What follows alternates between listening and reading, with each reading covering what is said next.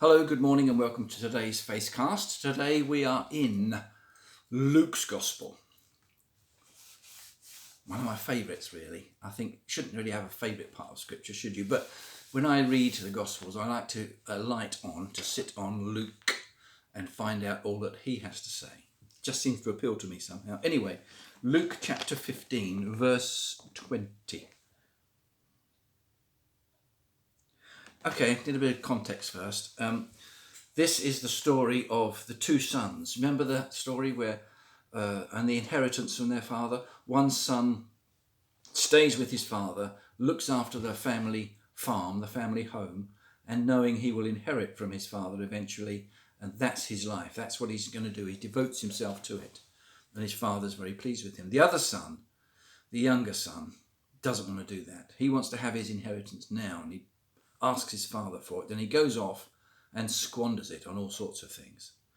Then when he's in a dire situation, he comes back to his father saying, sorry, I've lost all the money. The older son is a bit annoyed by this, the fact that he's come back asking. He's even more annoyed when his father welcomes him back. He says, what about me? I've been faithful. I've looked after my money and looked after things. Yes, says the father, you have, and you've done a great job. But my younger son, well, he was lost, but now he's home again. And that's the running theme in the New Testament of being lost but being found. Amazing grace, how sweet the sound that saved a wretch like me. It's the grace of God bringing us back into the fold. It could well be that God's two favourite words are the words welcome home, because that's what he wants to do all the time, is to welcome us back home again. And so the returning son comes, and in Luke's Gospel, chapter 15, verse 20. So he got up and went to his father. He got up from his dire situation where everything had gone wrong, the son. He got up and went to his father. But while he was still a long way off, his father saw him and was filled with compassion for him. He ran to his son, threw his arms around him, and kissed him.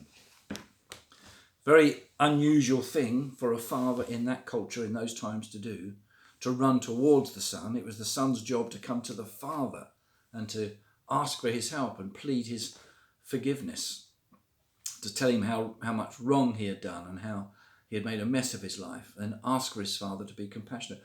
That's what should have happened, but the father loved the son so much that he ran out of the house, ran towards him, threw his arms around him, hugged him and kissed him and welcomed him home.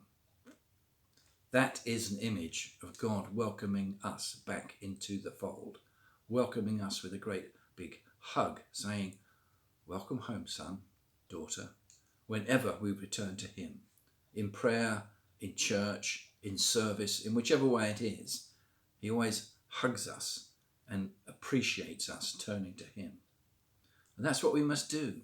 That's how the relationship is. He's always there with his arms open, ready to welcome us back to his side. What a wonderful God, what a wonderful Father in heaven we have.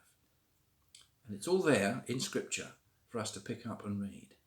Indeed, that story, the story of the two sons, is one of the most central, most seminal stories in the whole of the Bible, because it explains this relationship between God and mankind.